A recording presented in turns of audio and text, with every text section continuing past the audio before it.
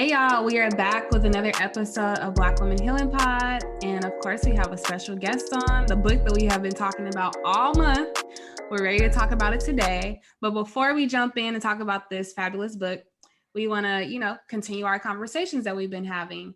And so we want to talk about Black History Month and the ways that we celebrate Black History Month during the month and throughout the year. So we talked about this with another guest, but we always want to hear, different perspectives. So last time Danica put me on the spot and had me just jump right in. So this time I'm going to put her on the spot and ask her to give a different answer from last time and see what she says.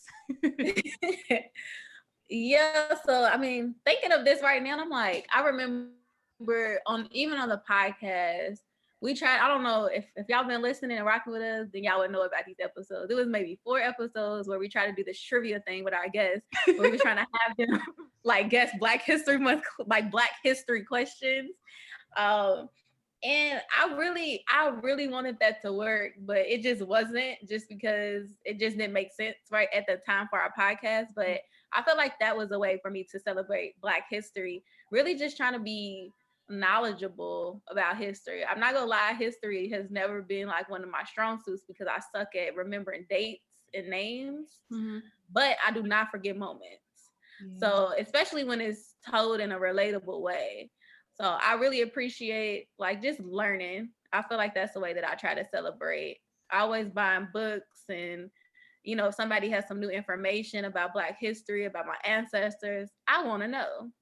Yeah. So what about you? Put you back on the spot. I actually wanted to change the question and kind of ask the question of what ways are we pouring into the Black people in our lives and other Black people? Because when you're talking about buying books and stuff, I've been thinking about, how I spend my money. And so I've been trying to be more conscious of buying Black products. And there is this show, I don't know if it's a show or a movie, but it was on Netflix, and this guy, he purposely, I think his name is Money Mike or something, and he tries to only live off products made by Black people, and tries to only go to Black places, to support Black businesses. And it made me think, okay, I feel like I don't support Black businesses. And so from seeing that, I don't know if it's a documentary or show, whatever it is, from seeing that, I've been trying to at least buy one thing from, a Black business every month. So that's something that I've been trying to do. So I've kind of created my own list on Instagram of this is a Black business I plan to support next month. Or if I have some extra money, I'll buy a few different things from a few different Black businesses. And I'm learning about so much Black luxury lines where I'm like, where have I been all this time? Louis Vuitton, who? Brandon Blackwood all day, right? So I kind of want to just follow up and ask you that question real quick. What ways do you find yourself pouring into the Black community now? That's a hard one because I feel like I do buy from Black businesses, maybe not as mindful and intentional as I should be. I just do it. If I like it, I buy it. I want to support, but also if it's something I can utilize, which Black people are resourceful, so it's usually something you can use, then I do buy it. Other ways I feel like I pour in is, I guess, positivity. I try my best to be positive when it comes to pouring into other Black people, especially. I don't have a problem admitting to anybody. People ask me why I moved to Inglewood from San Diego. I'll be like, because I want to be around Black people. And I don't care who it is. When I've started new jobs, they'll ask me that in my interview, and I'll tell them it's because I want to be around Black people. And I feel like that's my way of pouring into the Black community and saying it's important. It's important to have community. So I know we've been talking, Njeri. What about you? I like the answer that Mike gave. What you're talking about is a show that Killer Mike did, and he did it in and around Atlanta, and he only wanted to live off of Black businesses. And it was a great show because it not only showed that there are Black businesses out there for everyday use, but it also showed the lack of Black businesses in some industries. So the way that I pour into the community is that I volunteer constantly, and I'm intentional about volunteering in Black communities. Also, I am a t-shirt junkie. So there's a t-shirt and I like what it says, if it's made by a Black vendor, I'm likely going to buy it. So that's one of the things. And I also just discovered the McBride sisters and their wine that they make. So for Christmas and New Year, we have Black Girl Magic wine and champagne, and it was really good. So I do that as well. And there are a couple of Black vendors that I use for skincare products. And I only use Camille Rose products on my own hair, and that's a Black hair care line. So I'm intentional about trying to find Black businesses that I can use on an everyday basis. And it has to be accessible. I will admit that if it's really hard to find, I'm not one that's gonna like spend hours and hours trying to find somebody. But if I know where to find you, then I'm gonna use it. I love that. Absolutely. So we're gonna go ahead and dive Najere's bio. So Najere, oh snap, Maldonado. Am I saying it right? That was right. Oh yes, okay. So Najere Maldonado is a New Orleans, Louisiana native who loves to spend time with friends and family while eating good food. Yes. She has practiced law for nearly 15 years and currently serves as a judge. Najere lives in the metro Atlanta, Georgia area with her husband, Raymond or Ramon? Ramon, and their 4 children, 3 of whom are in college. She writes real life stories that are relatable and stir up discussion. Her writing style invites the reader into the stories, making it hard to put the books down. In addition to writing, Najere spends her free time volunteering and mentoring youth. I love this. I love your bio. I actually really love the fact that you put your husband's name in here. I feel like sometimes we leave out, important, significant people to our life, their name. So I think that's beautiful. Just saying. I mean, it was just, common sense to me. It's funny because we were doing like some business stuff one time, and we had to list like our assets. And we both listed our wedding rings. And the guy that was helping us was like, you know what? People always forget their wedding rings. I have to remind them about their wedding rings. And we were like, what? That's an asset. So it's interesting that you say that because it's kind of common sense to us, but apparently everybody else doesn't do it. Yeah. Nope. But so today you all will be chatting about Najere's book, which is titled Mama Didn't Raise This Woman. So starting off, can you share with us the healing that you found in writing this book? I realized that there was a lot of stuff that I had suppressed that I did not address in my past during the writing process itself. Like I had some really emotional days, like seriously emotional days writing the book, but it also made me face some of the hard truths about myself, about why I move and act the way that I move. So it just made me face a lot of the things that I had decided I was just going to say, oh, the past is the past and I'm just going to let it go. When really and truly I hadn't let it go. And it's made me more intentional about my relationships now and not just saying, oh, we'll just let it go and, it'll go away, because things don't really go away like that. Things that really affect you just don't go away. You need to deal with them head on, or it'll just keep repeating itself. Most definitely. So we also wanted to talk about, the generational patterns that we noticed within the book. And I know I asked you this last time with the Femme Scholar Girls, but I got to ask again because, you gave such good answers. So the question reads, reading your book, several generational patterns were discussed, one being secrets. What age do you think is old enough to disclose the truth? And can you share about, your journey in realizing these patterns? So I think that really just depends. Sometimes the age is appropriate based on the child and their maturity level. And sometimes it's situational where something just happened and the child is aware, and that presents an opportunity to explain it right then and there. But you have to explain it at the level in which they can understand, whether that means they're 2 or if they're 14. But it shouldn't be pushed off because you feel like, oh, it's not time. It's not time. No, it just happened. Let's talk about it right now while we're dealing with it. So I think that's the age, the age that's appropriate. It really just depends is the best answer. And, in my case, there were some things that I felt like were never explained to me and that I really just had to figure out all on my own. And even as an adult, I would come across a situation that reminded me of something in the past and I didn't know how to really deal with it, because the truth is that I never did deal with it. And I had to make the conscious decision that, okay, I need to start doing this for my kids, for my family, so that they don't ever feel like they were just at a loss and didn't know how to deal with a situation. Yeah, most definitely. I know, again, another question I had already asked you, but I got to ask you again. In thinking about your younger self, what are some of the things you would tell that younger self, being the place that you are now? What are some of the things you would tell that person? What are some of the things you maybe tell her to hold on to, let go of, all that stuff?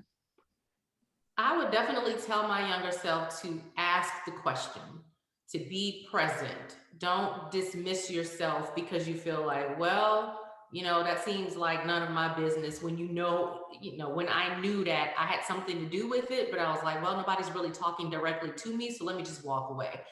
When I really did have a lot of questions that I just felt like it wasn't my place to ask. Um, I would tell my younger self that I had every right to know what was happening and that I was a part of the family, that I wasn't this. Sometimes I felt like an outcast, not because other people made me feel that way, but because I felt like when I was there, people couldn't talk around me. And I think that that was part of them feeling like they were protecting me at the time, but really it was making me feel like I didn't belong, because when I would leave the room, then I would hear people talking. So I should have just spoke up and said, can I know what's happening? Yeah. Instead of dismissing myself. Yeah, for sure. I think that, as people are listening, they're probably like, I got to read this book. What are they talking about? Can you give us like a short blurb where you don't tell too much of the book, but give the readers a little bit of foundation as to what we're talking about so they're not too confused? Absolutely. So I grew up primarily in a house where either my mother was in and out of the house, she was not consistently there, or after my parents separated, I was raised by my father, not by my mother. So that's the title. Mama didn't raise this woman, but there was always a struggle in having a relationship with her. And as a woman, I do recognize now, not only as a mother of young women, but also as a friend of other people who had really, really close relationships with their mother, there was so much that I missed out on by not having my mother to raise me. So that essentially is what the book is about. Yeah. You're making me think, Donika, sorry, I gotta ask another question because it's making me think about this past episode that we recorded and we talked about attachment. So I'm curious about your journey with attachment and your thoughts on it as far as, from childhood up until you being an adult now, and you're in this relationship. It's very clear that you are in love with your husband and you love your husband. That's very obvious, right? So I want to just highlight what's been your experience with attachment, whether it's been like, a disorganized attachment when you were young and, a secure attachment now. I just want to hear like your thoughts on that. It's funny you ask that. It's actually very polar opposite, because either I am 100% with you or I'm like, oh, I can't do this. So I'm the friend, the sister, his wife, that, well, when something happens, I'm there, I'm going to be ride or die, I am going to be loyal. But then when I feel like things are getting a little bit sketchy, I'm going to try it for a period of time to try to address the situation, make the relationship whole. But if I feel like that's just who the person is, then I'm going to say, you know what, I can't do this. I appreciate that this is how you are, but that's just not how I'm going to be with you. Mm-hmm. So my circle is really, really small because I value people who I know are going to consider me and appreciate the fact that I'm going to consider them.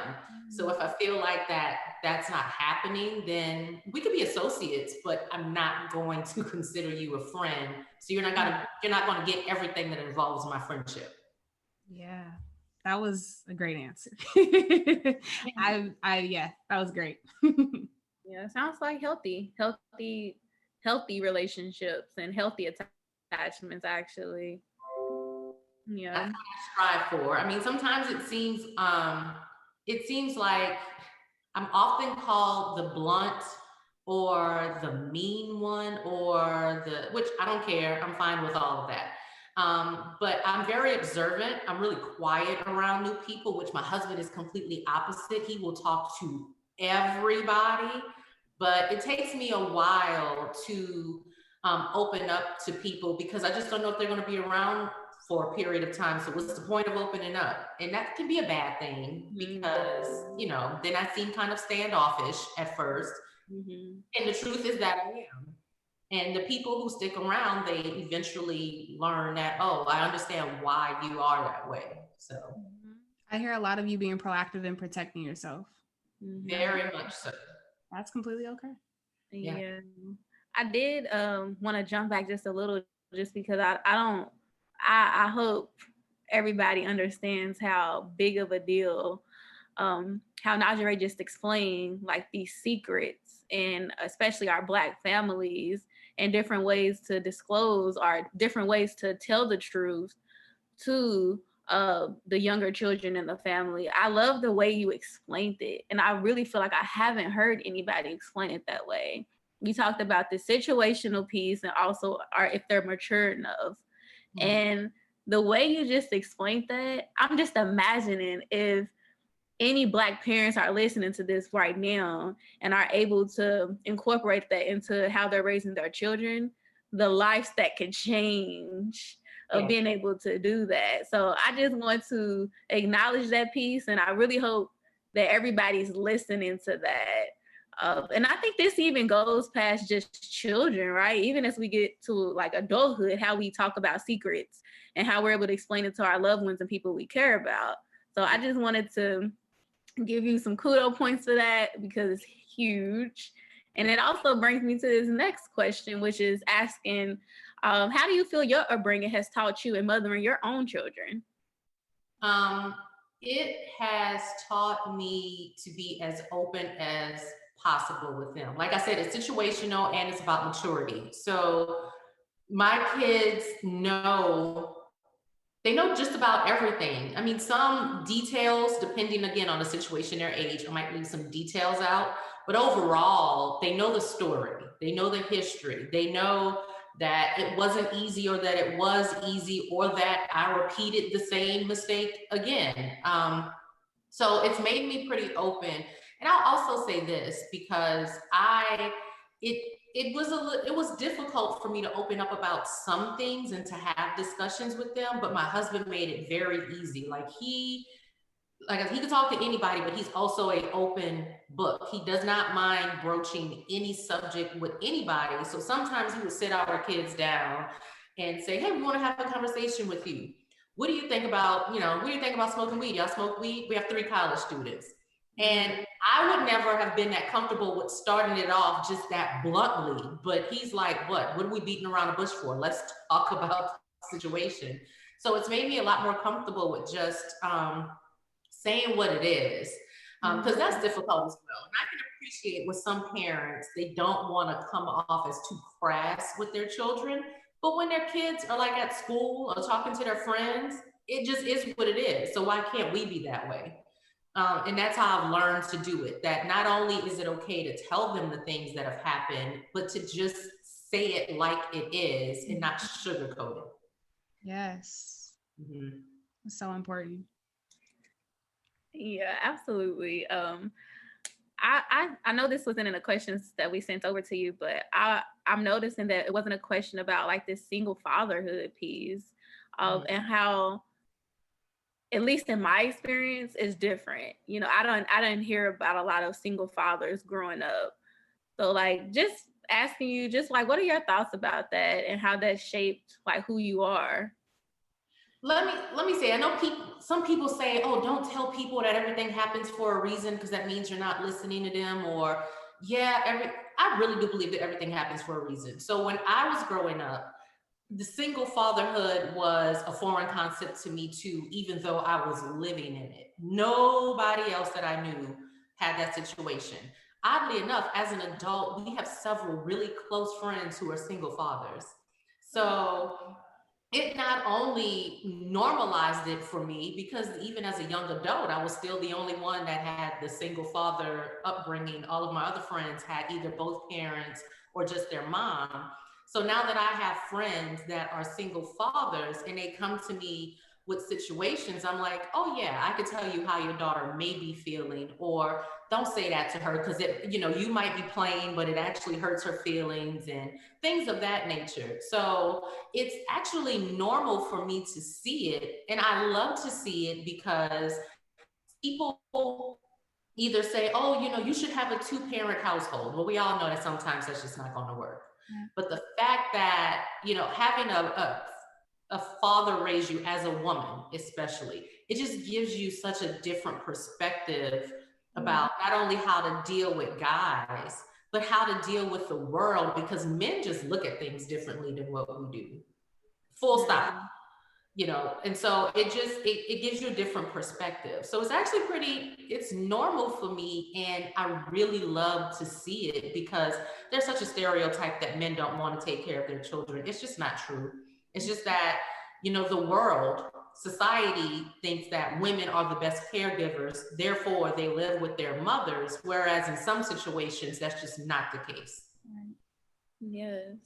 Thank you so much for breaking that down on your experience. And so we've talked about love of a parent, right? We've talked about love of your children, love of a romantic partner, husbands, but love about yourself, right? Sometimes we forget to talk about that, or we don't. So how have you learned to love yourself, or learning to love yourself? I'm glad you said learning, because it's an ongoing process. At different phases in your life, you ladies know, you are not the same person that you were when you were in middle school, high school. You've evolved. So at different phases in your life, you have to relearn or accept different things about who you have become. And you have to first do that really before you expect anyone else to accept it. Because you might find that there's something that you build a pattern in doing that you really don't like about yourself, and you need to change it. So how are you expecting somebody else to love that, and then you're changing it all of a sudden? So being conscious about who you are, what you tolerate, what you want, what your expectations are, is all part of loving yourself, and being really honest with yourself is part of it as well. I don't shy away from asking questions of the people who I love, even when I have an intuition that it might hurt my feelings, because I need to know what they really feel about a situation, or where we're going in this situation. And I think that that's part of loving myself as well, because I'm willing to accept that I might lose that part of my life, and I'm going to be okay because I have me. So that's all part of really loving yourself, in my opinion, at this stage, at 41 years old. That's my opinion. Yeah. I like hearing that. I hear a lot of, being patient with yourself and gentle with yourself, because it's a journey. So we ask all of our listeners for a takeaway. So we want to ask you, what are some takeaways you have for our listeners? It could be about anything regarding life. If you have something that you've been dealing with, and if you feel like you don't have anyone that you can really talk to about it, write it down. I mean, that's how I started writing my book. And I think that it's so important that we tell our stories. A lot of us feel like that there's a part of our life that only we've gone through, because the circle of people that we keep around us, they don't necessarily go through those same things. So we feel isolated in them. But that means that you have a story to share with somebody, and then you realize that there are so many other people who share your story. Maybe not your exact circumstance, but your story nonetheless. After I wrote my book, I realized that I wasn't just speaking to the girls who was literally raised without their mother, but also the girls who had their mother and their relationships just were not good. And I was not thinking that that was my original audience. Honestly, I didn't. But I find that there's so many who are like that. So I would just have everybody just write down your story or write down that situation and at least share it with somebody. We really have to learn to start sharing with each other, because that's where the healing is, when you feel like you're not alone. That's the takeaway that I have. Yeah, most definitely. What is a question that you might ask? Let's say that someone is wanting to tell their story and they don't know where to start. What could be a question to get them started to maybe start this narrative, whether it be they want to write a book about it, they just want to, get out their thoughts. What could be a starting question that you might ask them? What is the hardest thing that you've had to deal with in your life? Start there. Mm. Because the way that my book started is not where my thought process started at all. I only felt like I needed to go back there to explain my central thought. And my central thought was, why do I act the way that I act with my friends, my family, my children? Where did all of this come from, and how can I learn from it? That's where my book started. And obviously, that was me asking myself that question as an adult, not the kid in chapter 1. So that's the question you should ask. What is the difficult situation that I've been through, and how did I deal with it? I think it's really cool that you asked that question, because as someone who's talked to you twice, read the book, talked about the book with other people, I feel like I witnessed a journey that is amazing, of course. And the way you like pose this question, I'm like, everything makes sense, and how the book fell in line, and then my conversations with you. So yeah, if y'all need somewhere to start, I definitely, from just reading your book, I'm like, it makes so much sense that you start there. So I appreciate that. Thank you. Mm-hmm. Danica, were you gonna add something? No, I just think this, like reading the book for me, and so far I've read it once, but books like this, I feel like you could read it several different times and you'll get different like activating feelings and thoughts that'll come up. But so far reading it this first time, I kind of, it's one of those where I feel like I had to even mourn for your younger self. Like one of those, but also celebrate like who you are today. Like reading it, like for me, especially when it's like a true narrative, I really get into the character. So I felt like I was you and your stories and how you explained it and your experiences. So I just really appreciate you being vulnerable in this book and sharing, like you said, these real stories that we need to hear that helps us grow in so many different ways. Thank you. I appreciate that, because honestly, every time I read it, it's funny because I've read it a bunch of different times, and every time I talk about it, it's like I get a different emotion. And I didn't think that that was going to happen either. I thought I was going to pour it all out and then I was going to be renewed. And that's when I realized, no, this is ongoing. I just really started the process of my healing from everything that I spoke of and everything that I thought I learned. I'm actually still learning. That wasn't the end of the lesson. So I really appreciate you saying that, because again, sometimes you really feel like I'm the only one that's feeling this because it's my book. I didn't realize that maybe other people would feel different emotions if they went back and read it again as well. Yes, definitely. I'm already planning to reread it. Well, thank you so much for your time today, and we look forward to chatting with you again. Thank you. I really appreciate you ladies not only sharing my book, because that is my ultimate goal, is to share it. I don't want to become like this, award-winning author. That wasn't my life goal, but I certainly wanted to start a process of breaking generational curses and having people just talk to each other about what's happening in their lives so that we can share our experiences. And you ladies have given me a platform not once but twice. So I really, really, really do appreciate it. Thank you. Of course, anytime. Thank you all for tuning into this week's episode. I really appreciate, hearing other people's stories. And I think that it's really cool that this month we were able to shift the focus of how we talk about love. I know that, oftentimes when we talk about it, we talk about romantic partners, and I don't know that that's my interest. I want to talk about all the other things, not knocking that, but at the same time, let's talk about, different experiences with love. And I think that we really nailed the head on that this month with the way that we approach that. So, yeah. Anika, you want to add anything? Yeah, I'm loving our book episodes right now just because it's making me understand. Even though we love books, we always talk about a nice little book that we read and I want to read. Well, books are healing, y'all. Yes, they are. This is a whole healing modality, like a whole thing. So like books are the shit. Do you ever sometimes not want to finish your book because it's so good? Oh yeah, I'll put it down. I'm like, or sometimes I'll like reread a page like several times. Yeah. Like, girl, chill out. Stop rereading the same thing. No, because I'm reading this Kobe Bryant book and I've been reading this book for like 5 months. But it's because the book is so good. I don't want to go to the next chapter. I even started the whole book over and I keep stopping at chapter. It's like 60 or 80 chapters, something ridiculous. Oh. But they're short chapters. So they're like 4 pages a chapter. But anyway, I keep restarting the book because I'm like, no, it's getting too good. Stop.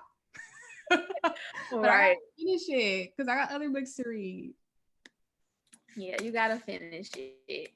But yeah, books are healing, y'all. So we encourage y'all to continue tuning in as we read these books, and we hope that you're getting some satisfaction from joining us. Also, let us know if it's a book that y'all think that we should read and do a review on, or have them on the episode. Yeah. Or maybe you got a book. Reach out to us so we can have you on the episode. Yep. So as y'all know, we recently dropped our Black Woman Healing Workbook. It's called Let's Heal.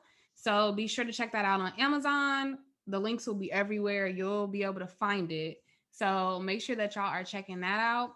Also, as we've shared, we will be reading The Guardians of Orisha for the month of March. So be sure to check out that book.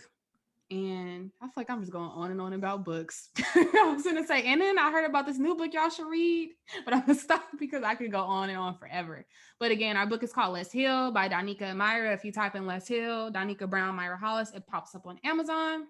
And we're wanting to go ahead and dive into some different healing modalities with you all. We will be going live and showing y'all how we utilize some of these tools. These are tools that we actually use. We didn't just come up with this off the top of our head. We actually do these things. And we found them to be helpful. So we're very grateful that we are able to share this with you all. And that is it for this week's episode of Black Woman Healing Pod. Again, Let's Heal on Amazon. I'm joking at this point. Anyway, y'all, like, comment, and subscribe. And I hope y'all have a good rest of your week. Stay tuned for episodes every Monday.